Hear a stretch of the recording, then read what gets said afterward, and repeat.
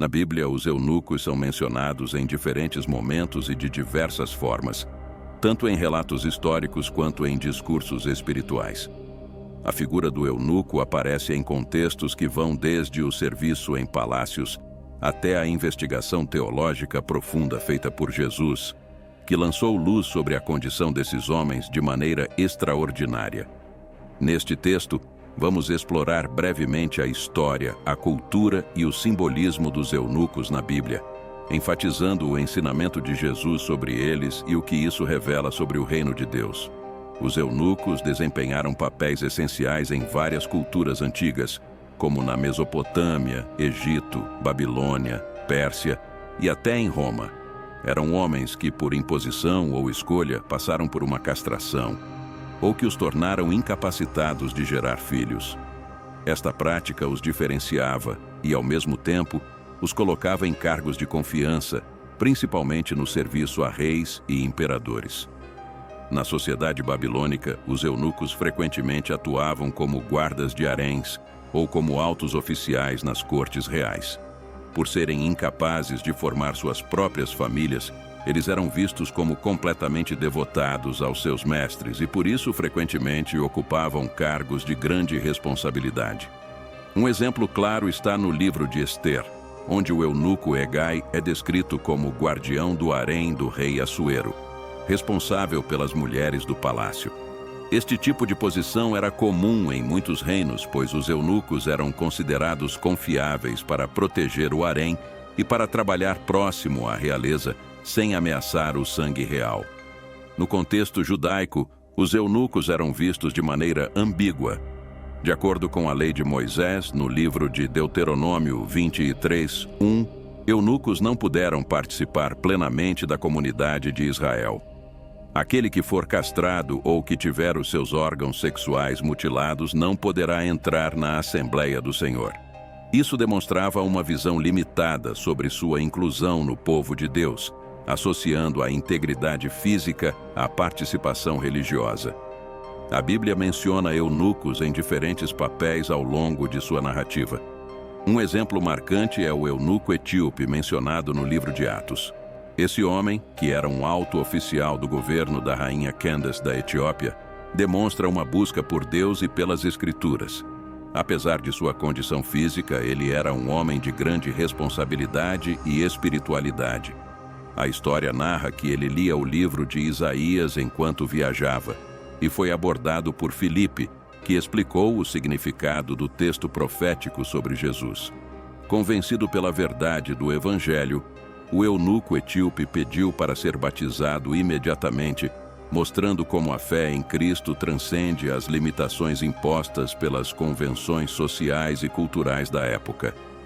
Essa história também reflete a inclusão dos eunucos no plano de Deus, conforme predito pelo profeta Isaías, que, no capítulo 56, falou sobre a facilidade dos eunucos.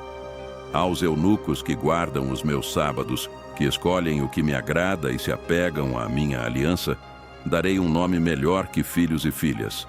Esta profecia foi revolucionária, pois apontava para um futuro em que aqueles que foram excluídos da comunidade seriam aceitos e honrados por Deus. A passagem mais significativa sobre os eunucos no Novo Testamento aparece em Mateus 19:12, onde Jesus, em uma discussão sobre o casamento, diz: "Porque há eunucos que nasceram assim do ventre da mãe, e há eunucos que foram feitos eunucos pelos homens, e há eunucos que a si mesmos se fizeram eunucos por causa do reino dos céus. Quem pode entender, entenda." Neste versículo, Jesus faz uma distinção entre 3 tipos de eunucos. Eunucos que nasceram assim. Isso pode se referir a homens que, por condições físicas ou genéticas, eram incapazes de procriar desde o nascimento. Eunucos que foram feitos assim por outros homens. Esta é uma referência direta à castração, comum em várias culturas, onde homens eram mutilados para servirem em palácios, como guardiões de haréns ou funcionários de confiança.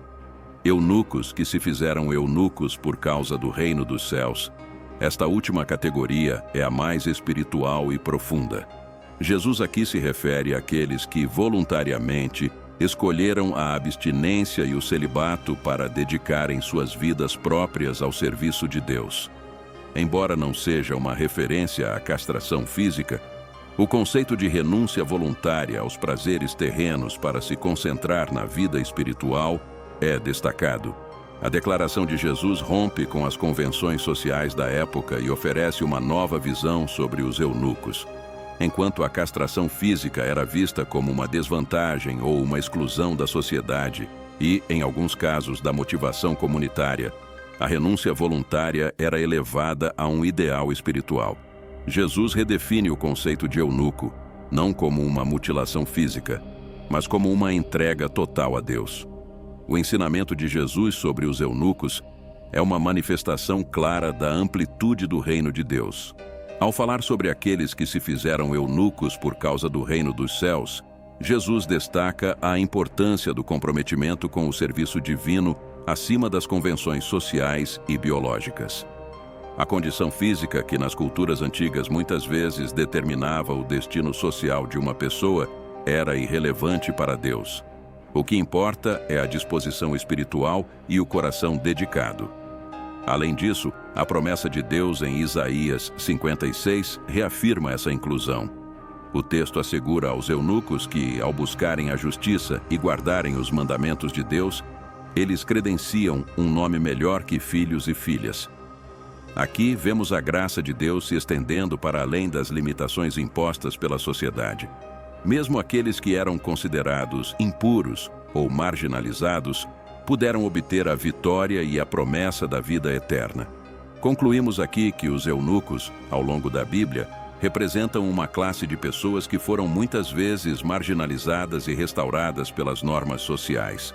No entanto, o ensino de Jesus e as promessas proféticas de Isaías mostram que Deus vê além das limitações físicas e sociais.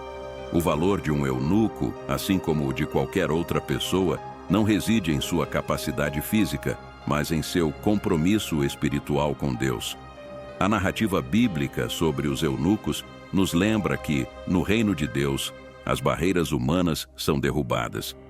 A condição física, o status social ou o passado não definem o valor de uma pessoa diante de Deus. O que realmente importa é o desejo de servir e seguir o chamado divino, como o eunuco etíope que, ao ouvir a verdade sobre Jesus, se rendeu completamente e foi batizado. Essa é uma lição mais profunda.